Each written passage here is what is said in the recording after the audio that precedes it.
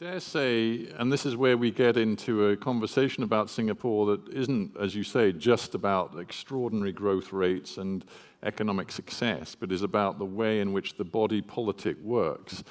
To some of us sensitive flowers in the West, the authoritarianism that underpins that approach to managing a society feels uncomfortable to us. Yeah, so that's a caricature. I mean, even The Economist, which is not exactly a cheerleader for Singapore, would say, as it just did in its editorial form of obituary when Mr. Lee Kuan Yew passed away, that Singapore has free, fair, and regular elections. We are a parliamentary democracy, not in exactly the same mold as Britain or the United States, certainly. No, I mean, but we are a parliamentary democracy, and an elected government makes decisions which it feels are in the best interests of the country today and for the future. And we are accountable for it. Yeah, I mean, it's a democracy of sorts. You don't have a genuinely free, truly liberated press. Not in the British sense. No, well, not in any sense. I mean, but in the much as I'd like to take credit for the notion of a free press, it's not a British idea. I didn't mean it entirely as a compliment, but as a description. But as a description. You are missing page 3 of the Sun newspaper, and that's no great loss, I agree. But actually there is a serious point when journals that are respected and have a role to play, like, you know, the Far East Economic Review, for years and years are hounded by government. The rules are very clear and simple. Singapore is an extremely open society by virtue of the number of foreign publications that are circulated, well over 5,000. The fact that Singaporeans are probably more than any other society broadband penetrated, the fact that they're English educated and have access to a whole world of information on the internet. It's an extremely open society. There's no doubt about it. We are unconventional in requiring in our laws that we have the right of reply when foreign publications publish something that we feel is false or misleading. We just have the right of reply. And when publications, as you know very well, refuse to publish a reply, we impose restrictions on them that affect the advertising revenues. Unconventional, you might not agree with it, but the larger point is this. I think we all need some humility. We all need some humility on the ways that best advance a liberal order. To take Lord Griffiths' point this morning, a liberal order economically, socially, and politically. We all need some liberty, some humility as to how we achieve that, not just for today, but for tomorrow. How do you sustain it? How do you best sustain it? The most thoughtful observers in the West of the view that you need some buffers, you need some margins of safety, and you need some compromises on some liberties in order to achieve others. And the freest possible media is not the only liberty we aspire to. I do think it's a good idea, by the way. It appeals to my ideals, but it's not the only liberty you aspire to. You do aspire to a liberty of being able to walk the streets freely, particularly if you're a woman or a child at any time of the night. You aspire to the liberty of living in a city that's not defined by its most disorderly elements. You aspire to the liberty of having an opportunity for an education and a job regardless of your race or your social background. And you aspire to a liberty of practicing your own religion without fear of bigotry or discrimination. Those are very important liberties in many societies, and they're lacking in many societies. Well, I think we're getting into a very interesting area, and Singapore, to me, is the sort of body politic which we in the West struggle to define in a way, because maybe we have a slightly sort of simplistic binary approach to this. We either want, we look at free societies like, I suppose, mine or Western European or the US models, we would say free societies, and then we would look at a China, for example, and we'd say a not free society. You know, they have capitalism of a sort, but they certainly don't have democracy. And we'd say not free and dysfunctional politically. You sit in neither camp. Uncomfortably. As far as we're concerned, yes. We can't really pigeonhole you. But here's a thought for you. Maybe your system is coming to a crossroads or a turning point, because the digital age is changing things somewhat. You know, the information flows and the top-down approach that your society has taken perhaps don't fit so easily into a digital age. And I just wonder, you know, when there are theories about the relationship between political economy and innovation and long-term sustainable economic success through innovation, whether Singapore is going to have to change and whether the authoritarian model, if you don't mind me using that word, is going to have to be reviewed and fundamentally adapted. What do you think? So, Lee Kuan Yew would never have expected that Singapore would remain what it is today forever. I don't expect, and I don't think any of my colleagues in government expect it's going to remain this way forever. It has to evolve. We start with the cards we are dealt with. We start with history shapes choices, and the history I described briefly earlier on did shape choices. It shaped social choices, it shaped political choices. But we must never be trapped by our history. We have to keep evolving. And it is a worthy ideal to aspire for a system where individuals are well educated, are good judges for themselves of the information they read on the internet or on the media, are able to make their own minds up. I think that's a worthy ideal to aspire towards. But how do we do it in a way that's self-sustaining? And to think that you simply, if all forces are let loose, whether it's the media or anything else, that you're able to achieve the liberties that matter most to people. Safety, freedom of religious belief, the freedom to aspire in life and achieve what you want through hard work. But those are very important liberties. But simplistically put, is there going to be room for more individualism in Singapore in the future? So if you look at Singapore today compared to not even 50 years ago, 10 years ago, it's a vastly different place. It's a vastly different place. Singaporeans are educated, discerning, skeptical, and critical people. They know what's what. There's no doubt about it. And Singapore continues to evolve. It's a function, of course, of the fact that we've had some success in education. It's a function of the fact that, as you say, it's a digital world. It's an open world. So there's no doubt about it. But let's not think that we are all moving teleologically towards that destination that you now see in the United States or UK.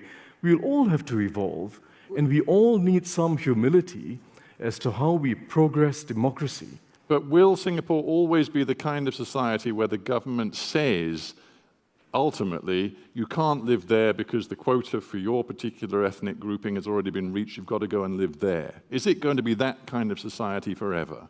That's imponderable. I think it'll be naive to think that you can lift it and people will automatically gravitate towards diverse neighborhoods, and you won't, in fact, get the reverse. Because if you look at the most advanced democracies, that's exactly what's happened.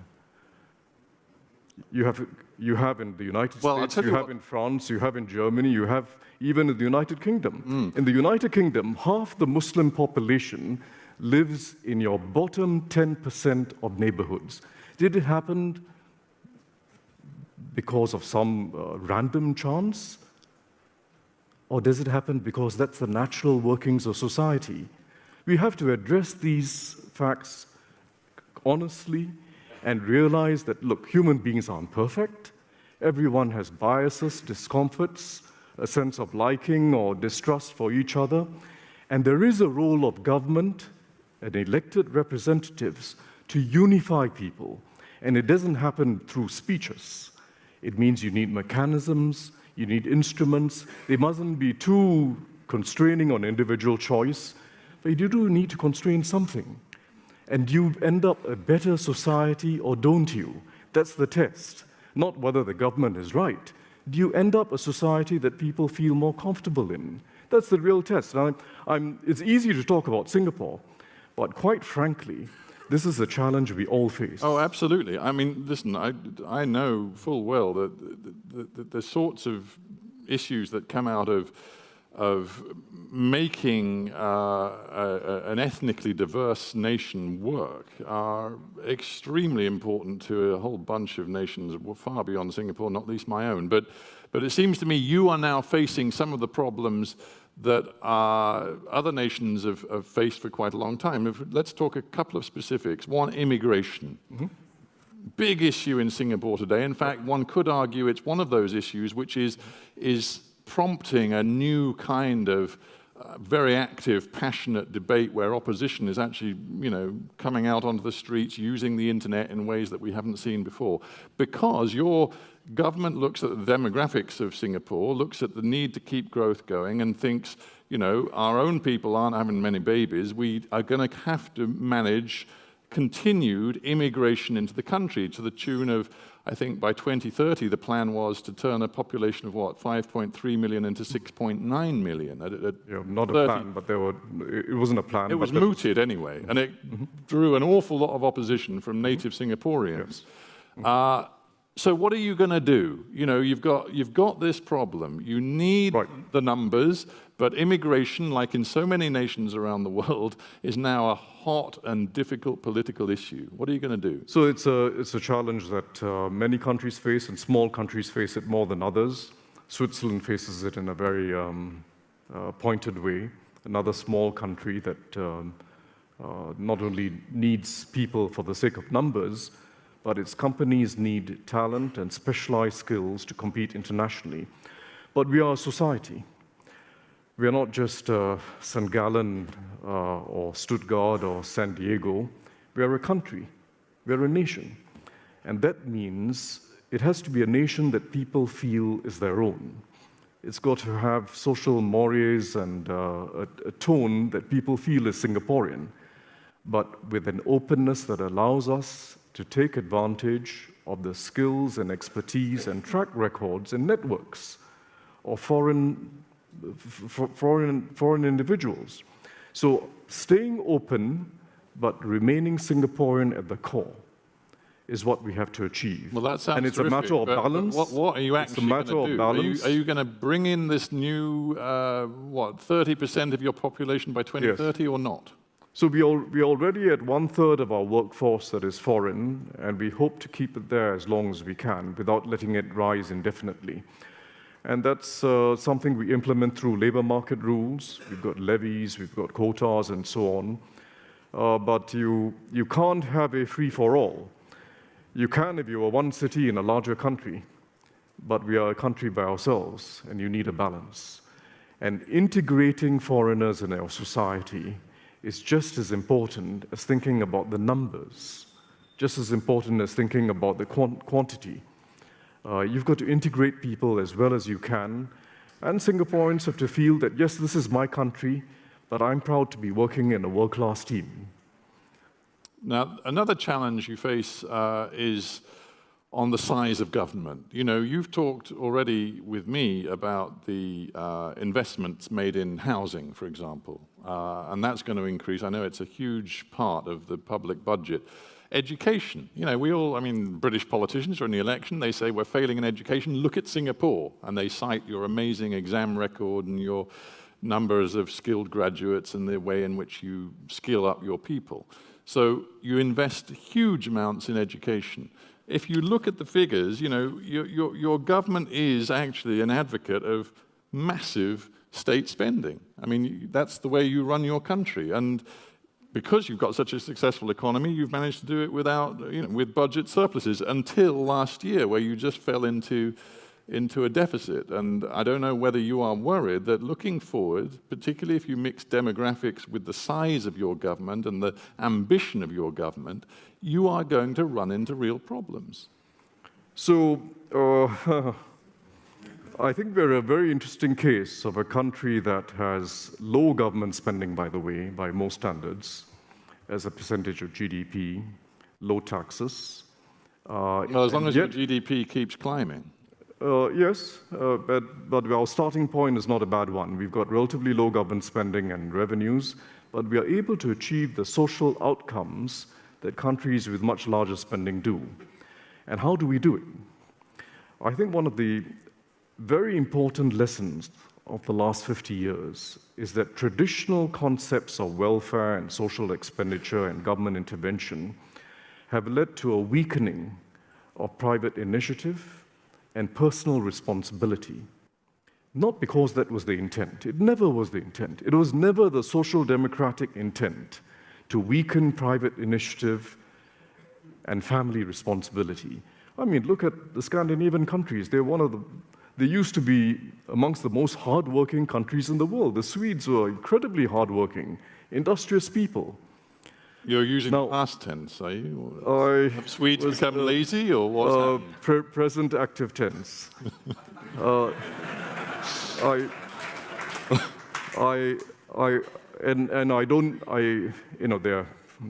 a good society in many ways, so I didn't mean to. Well, Swedes will get the chance to comment on this in a moment. They're a good society in many ways. They're willing to pay high taxes to keep their system going. But the point is, there are ways in which an active government can intervene to support social mobility, to develop opportunities, and to take care of the old, which doesn't undermine personal and family responsibility.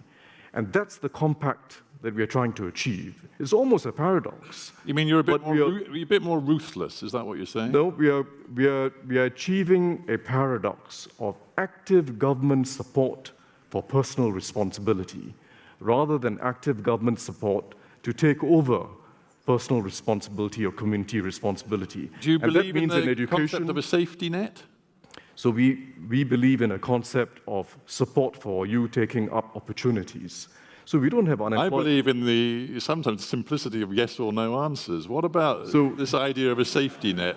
Do you believe? Does Singapore believe in the notion of a safety net for those who fall between the cracks of a successful economy? I believe in the notion of a trampoline.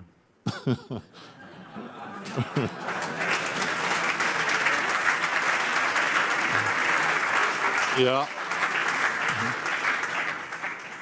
So people are just bouncing up and down in Singapore. No, I mean, it boils down to what policies you're talking about.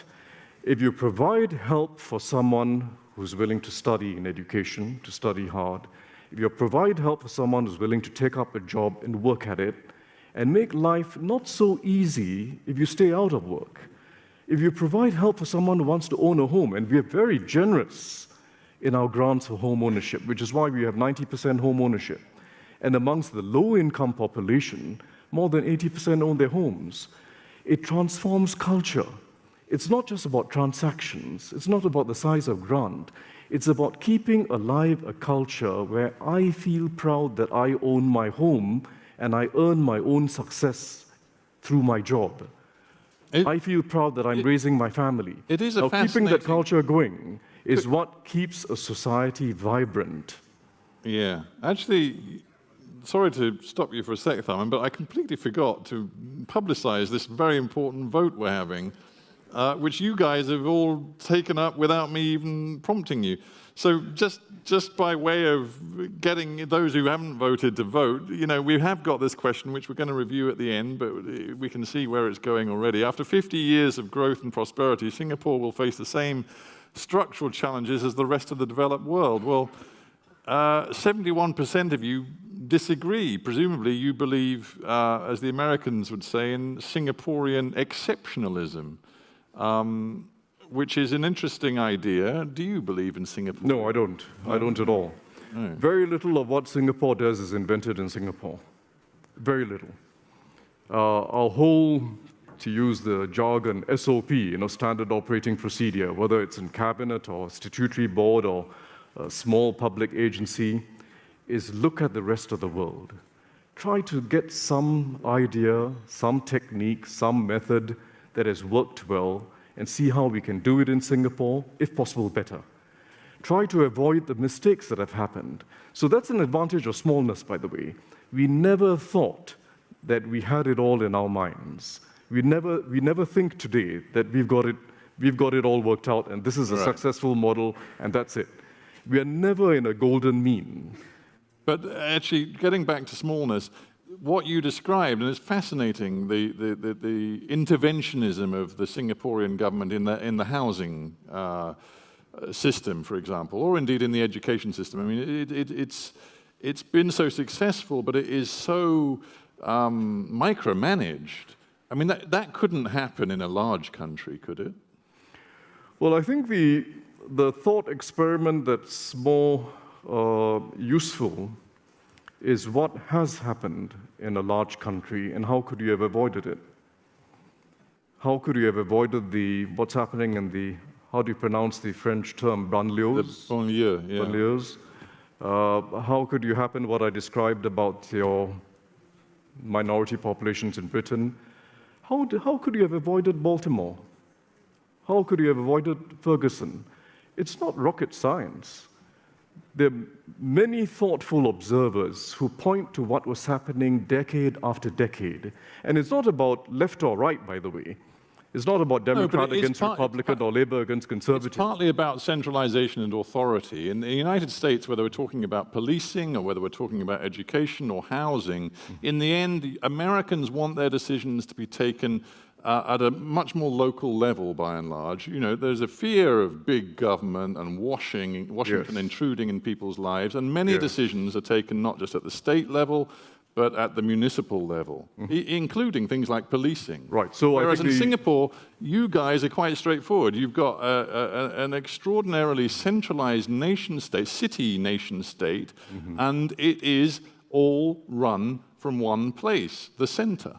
Yeah, it is a city, of course. And if you want to compare it, you can compare it to other American cities. St. Gallen, by the way, is larger than Singapore. And you have to ask, what is the responsibility of elected representatives? If we believe in social inclusion, if we believe in opportunities for all, we have to accept it doesn't happen automatically because of the invisible hand of the market or the invisible hand of society. It happens because you've got policies that seek to foster and encourage it. And what happened in the examples I've just cited is that you've got policies that went in the other direction. And they trap people. They trap people where they started. If you're black, if you're low income, you end up where you started.